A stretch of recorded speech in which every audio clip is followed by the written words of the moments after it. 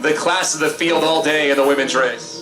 Absolutely fantastic. One keeps hoping that somebody's going to be up there to challenge her, and she keeps spreading them, moving further and further down the road. I thought we'd see a little bit more from Miranda today. Miranda is going to finish second. Miranda is going to the World Championships. I thought we'd see more from Katie. Katie's got to go back to the drawing boards. Katie Burnett just crossed the line. Robyn with 1 lap to go. Robyn Stevens showing some great stuff. That race for third is going to be crazy. Stevens and Burnett both just went through with 1 lap to go. And there's only a 2-second lead for Katie Burnett. They've yo-yoed back and forth throughout the course of the last 10K. Robyn Stevens looking to get on the podium, trying to clip Katie Stevens. We're waiting for our second place finisher in the women's race, which should be Miranda Melville. Your results through the top 7 in the men's 20,000 race walk look like this. Emmanuel Corvera finished first, Nick Christie second, John Nunn third. It was Matthew Forks coming up to take 4th place. Alexander Bellavance finishes 5th. Anthony Joseph Grutz 6th. Anthony Peters has finished 7th, and we'll wait for the rest of the field to come through. Bellavance is a great story. This is her first senior race. He is another one of Tim Seaman's athletes, and he is going to be something special.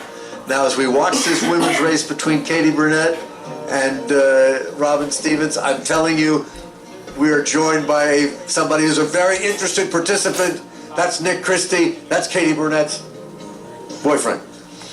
Now, Katie Burnett currently in 3rd place in a close battle with Robyn Stevens. They are inside their final 1,000. Next to the line in the women's race should be Miranda Melville. The Olympian would finish 2nd, a silver medal. And then we'll watch between Burnett and Stevens. We can see Melville coming now past the finish line. She still has half a circuit to go. Melville in 2nd place. She's been there for basically the entirety of this race. And then we'll look back toward Burnett and Stevens, who were just 2 seconds apart heading into the final lap of the women's 20,000.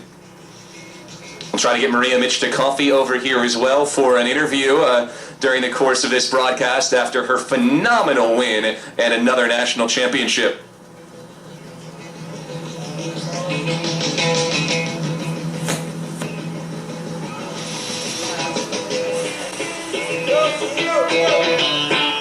Maria Michta-Coffey making her way over to us as Miranda Melville will bring things home here in 2nd place.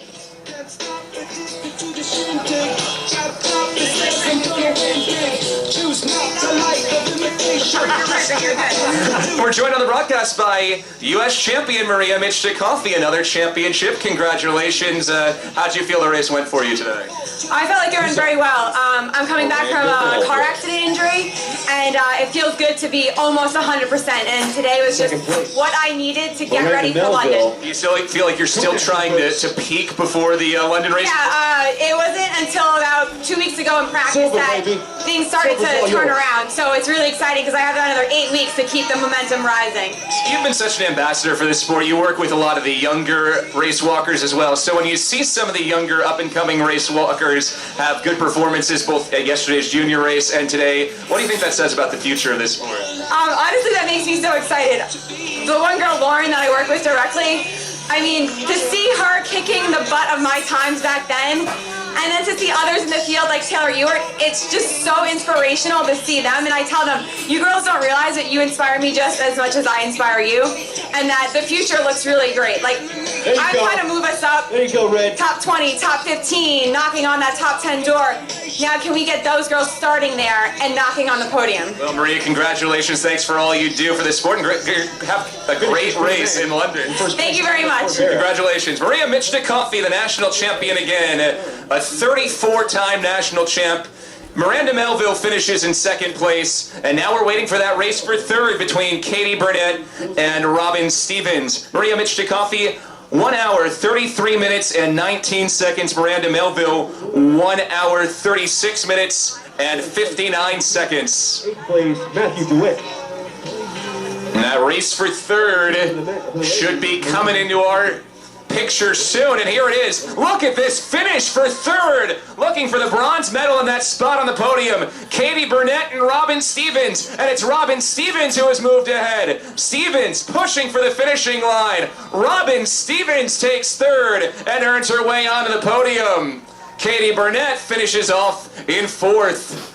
Wow, Robyn Stevens right there taking third place. Robyn Stevens, a 10-year hiatus in the sport, 3 years back, and she's on the podium at the US ATF Outdoor Championships. Robyn Stevens wins bronze. Burnett finishes fourth, just a 5-second difference.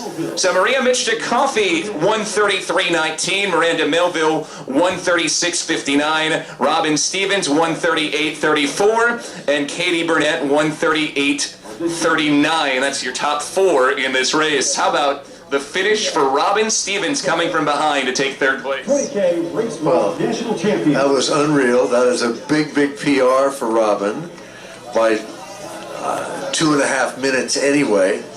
But what a sprint. I'm just looking to see if there's any red cards out there, because despite her being clean the entire race, in that last 100 meters, this is a qualifying race, she can get one red card and she's gone. And I'm just looking. Yep, I'm keeping an eye on the officials. Haven't seen anything yet. Was flying. Yes, she was. Full out, booking it up the last Had to stretch. make up 4 seconds, 5 seconds in the last 200 meters. Really, probably the last, 200 meters. We'll welcome the rest of the field home here. A couple more athletes to come through in each event. In the men's 20,000 meter race walk, we have a top 8. Manuel Corvera, Nick Christie, John Nunn, Matthew Forgas, Alexander Bellavance, Anthony Joseph Grutt, Anthony Peters in 7th. Matthew DeWitt has come home in 8th. A couple more athletes still out there on the circuit. On the women's side, we have a top 4. We are waiting for 5th place. Aaron Taylor Talcott was in 5th place at the end of the last lap. And here comes another finisher, Joe Fowler. He'll finish in 9th place. So 9th place finish at a time of about 1:41.40. That's my favorite number. Number 9.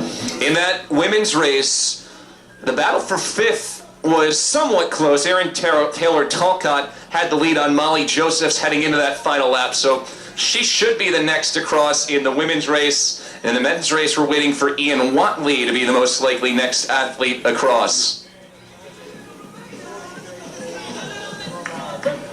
Well, 2 great races. In the men's race, a last lap catch and pass for Emmanuel Corvera. In the women's race, Maria Michta-Coffey just dominant, but that race for 3rd.